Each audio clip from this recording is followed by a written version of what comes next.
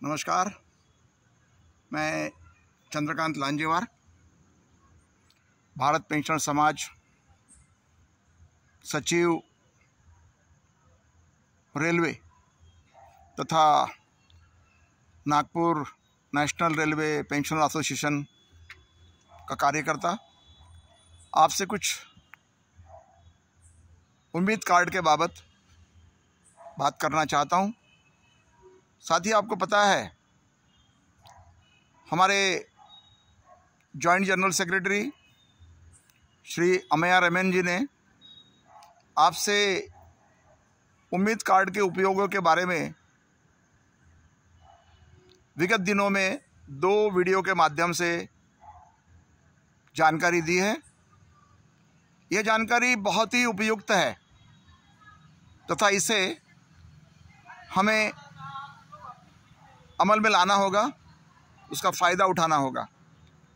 मगर साथियों, मेरी कई साथियों से बात हुई, पेंशनर साथियों से, तो उनकी ये शिकायत है कि जब भी वो प्राइवेट एम्पैनल्ड हॉस्पिटल में जाते हैं तो उन्हें रेफरल लेटर के बगैर सुविधा नहीं दी जाती है, आनाकानी की जाती है, टालम टोल की जाती है।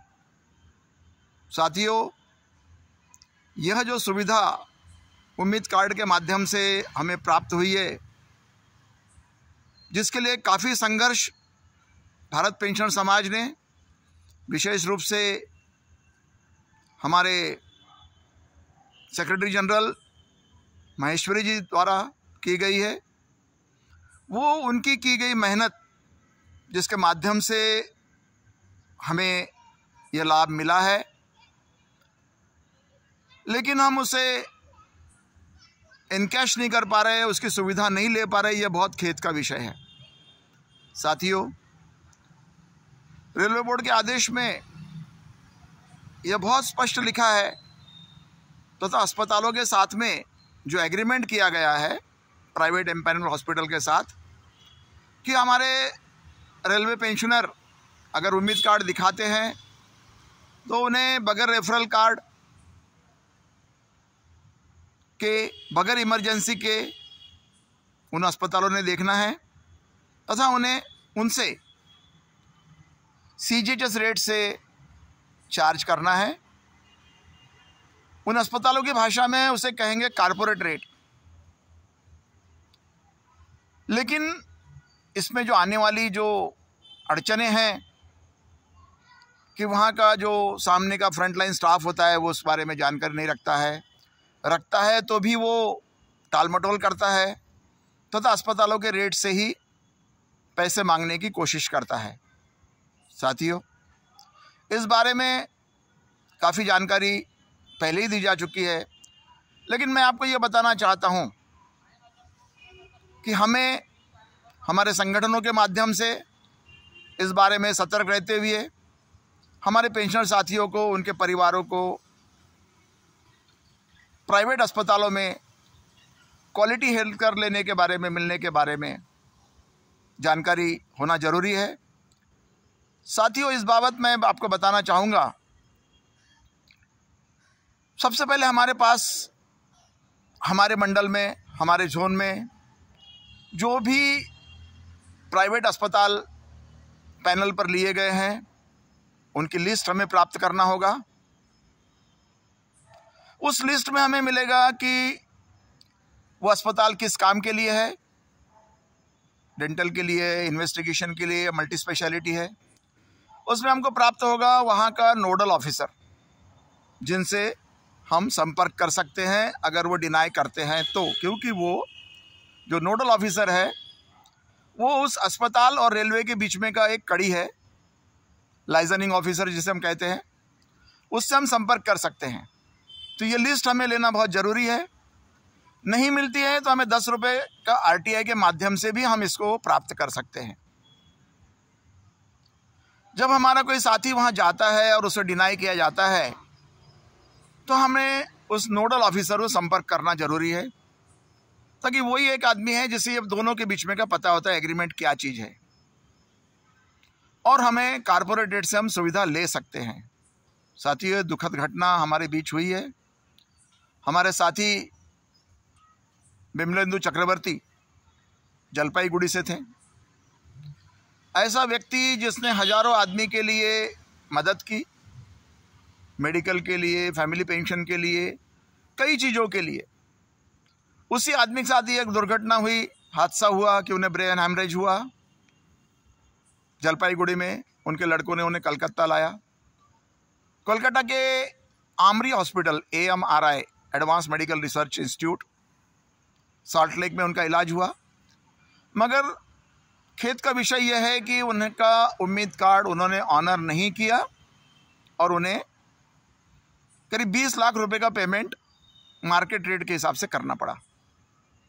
जब यह खबर आदरणीय माहेश्वरी जी के पास आई तो उन्होंने काफ़ी रेलवे बोर्ड इधर उधर संपर्क किया।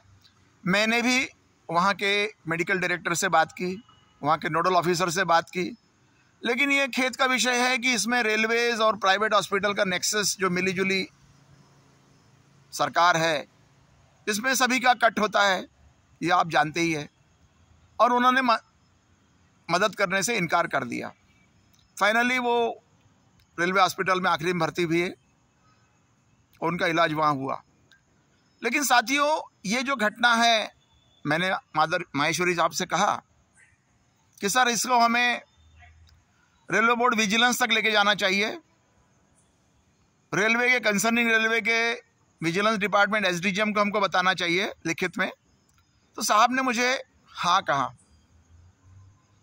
और कहा कि गो अहेड। हमारी पिटीशन ड्राफ्ट हुई है अभी, और जब मैंने पूछा तो महेश्वरी साहब ने यह कहा कि इसमें मैं सही करूंगा और भारत पेंशन समाज की तरफ से ये जाएगा। तो साथियों, हमारे नेतृत्व के बारे में जब ये इतना आश्वस्त होने वाली बात है तो मेरा भी सीना 56 इंच का हो गया। साथियों, ये बहुत ही आवश्यक चीज़ है कि जो हमें जानकारी में रख के हमारा अधिकार हमको लेना होगा। इसके लिए हमें RTI की मदद लेनी होगी।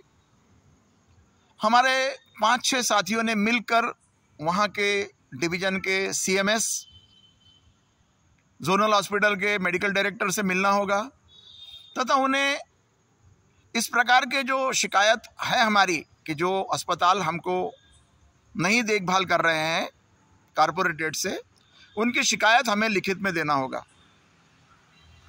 इससे क्या होगा दोस्तों? इससे यह होगा, वो अस्पताल तो बोलेगा कि हम ऐसा नहीं कर रहे हैं, वहाँ के CMS और MD भी बोलेंगे ऐसा नहीं हो रहा है। लेकिन दोस्तों, इससे फ़ायदा आने वाले समय में ये होगा कि वो अस्पताल और वो हॉस्पिटल हमारे उम्मीद कार्ड को ऑनर करेंगे और हमें इसका फ़ायदा लेना चाहिए। मैं खुद बता सकता हूँ कि मेरे पत्नी के लिए जब मुझे एंजियोग्राफी करनी पड़ी तो अस्पताल ने बताया कि इमरजेंसी प्रोसीजर नहीं है। बात सही है, लेकिन हमने प्राइवेट एम्पैनल्ड हॉस्पिटल से उसे 10,730 रुपये में कराया।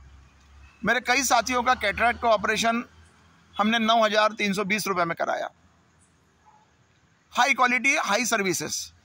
लेकिन साथियों, इसके लिए हमें संघर्ष करना होगा और ये ज़रूरी है कि हमें ज्ञानचंद रायचंद के साथ थोड़ा करमचंद भी बनना पड़ेगा।